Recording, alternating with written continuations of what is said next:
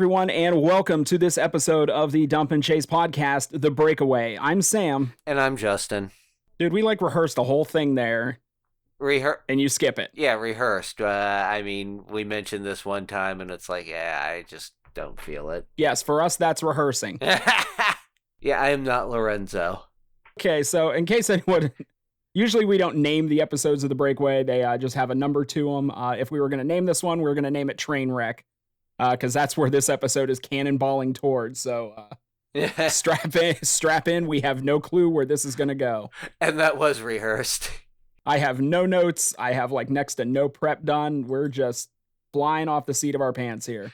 Yeah. It's not like we have a whole lot of material anyway, so yeah. Yeah.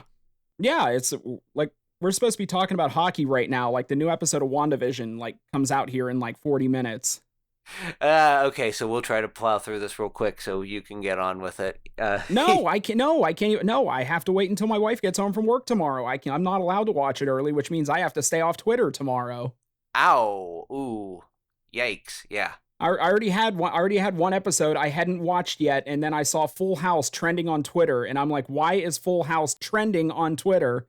And it ended up being because of an episode of WandaVision, and I tapped on it and got spoiled right away. So it's just I have to stay off Twitter until 3:30 tomorrow when I can watch the episode.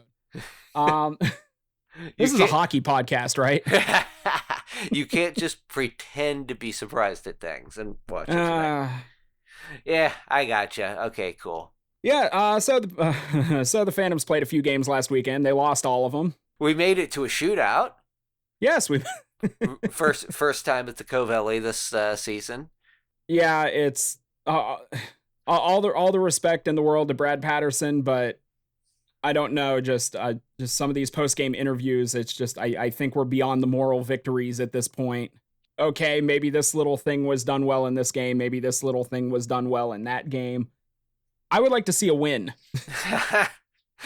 Yeah, me as well, but these things happen in junior hockey, professional hockey. I remember the Penguins in, the early 2000s. But, yeah, I can't remember anything this bad except maybe the 13-14 season. And then we can throw a lot of debate at which season was worse. Yes, and how often do we sit around talking about the early 2000 Penguins other than to say, wow, they were horrible? Yeah, or to sing the praises of Jan Hrdina or Johan Hedberg. Yeah. The Moose.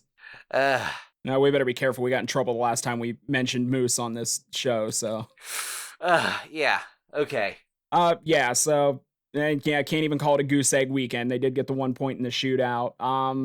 The game the previous Wednesday, the makeup game with Dubuque, you kind of hoped because Youngstown had some success there with Dubuque so far, about the only team they've had success with this season.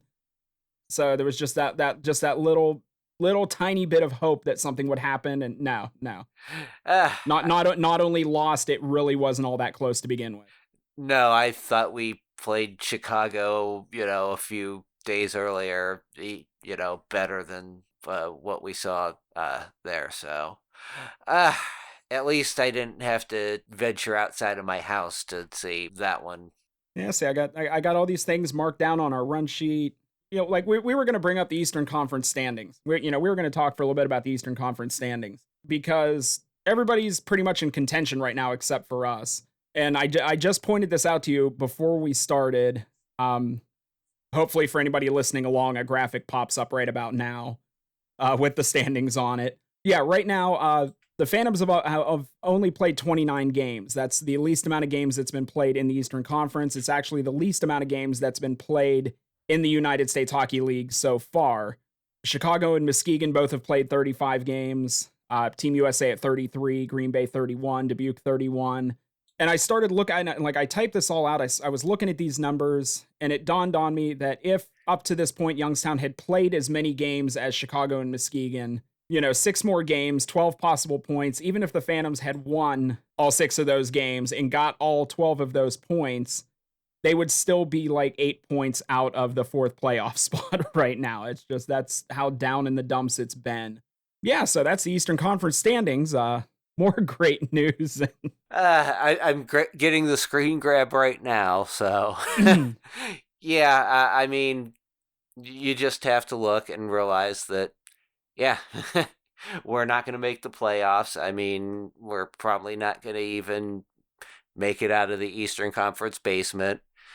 We're playing for a draft pick. Yeah, let's see here. Yeah, just for the Phantoms, it's just been one rough stretch after another this season. Yeah, taking a look at what they've done so far. Won their first game of the season against Dubuque, went on a 3-game losing streak, beat Muskegon on December 5th, and then went on a 6-game losing streak. Won 2 in a row with Dubuque, January 8th and 9th. Went on a 5-game losing streak, beat Chicago on January 23rd, lost 2 in a row, beat Team USA on January 30th, and are currently in a 7-game losing streak after that. Ugh. I wish I had something clever to say. I wish I had something funny to say, but at this point, what more can be said? Anybody who watches these games, anybody who follows the team right now knows the situation. It would be nice if it would be better. It is not. And that's where we are right now. Yeah, I mean, we have nothing to throw in here for filler. We just have to take what we got, and at this point, we're looking towards next season. Now, I will point out, I've noticed we've bumped up by about 11 subscribers on the YouTube channel in the past few weeks or so. So, to all of you who have decided to subscribe, thank you and welcome. And this is not how typically these episodes go. Yeah, it is right now 11:30 on Thursday night. We are both insanely tired. We wanted to get out something. Probably not this, but this is what we're rolling with. Yeah, I didn't get any recaps done from last weekend. I was having some shoulder issues, so kind of hard to type, which I do for a living sometimes. So, I mean, it's just, yeah, it's kind of, we're just throwing something out here to, try to at least, I don't even know what I'm saying here. Short of doing reaction videos, I can't really think of what else we could have done right now. I might throw a few saved up highlights out on YouTube this weekend, since we don't have a game and I don't really have anything else to throw out. So trying to think of anything to stay relevant here. Now, I will say we the cheese hasn't completely slid off our crackers yet. There are some upgrades to the show. We're in the planning phase right now. A couple new ideas we're working on, one of which hopefully we'll get to do before the season's over. I don't want to say out loud what it is in case it doesn't happen. But the only thing I will say is that the word live may or may not be involved. I'll just throw that out there.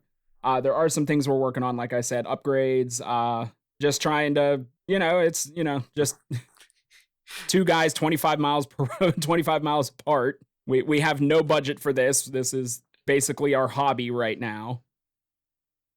Yeah, we don't get paid for this. We don't make any money from this. So it's just kind of as we can do things, we do them. But yeah, it's, we want to keep things interesting, want to keep things fresh. And that is something we are working on, even though we haven't put out a ton of content lately. There are things that we're chasing down and working on right now. So basically, to start wrapping this up, the Phantoms this weekend, they will be in Green Bay for 3 games, Friday and Saturday. The games will be airing here at 8:05 on Hockey TV. The game on Sunday will be a 4:05 start time, also on Hockey TV. There's really no silver lining to this one. I mentioned in my blog earlier this week, so far Green Bay is the only team this season Youngstown has not picked up a point against. I'll take a quick little run through my sheets here. Yeah, Phantoms 17 points total in 29 games. So yeah, 6 points against Dubuque, 4 points against Chicago, 3 against Muskegon and the under-18s. 1 point in 2 games against the U17s, Green Bay. In 4 games, Goose Egg. I mean, like I said, I was predicting Green Bay was probably going to be the winner this year. still going with that one. No offense to any Chicago fans, but I really think Green Bay has a better build for a playoff run.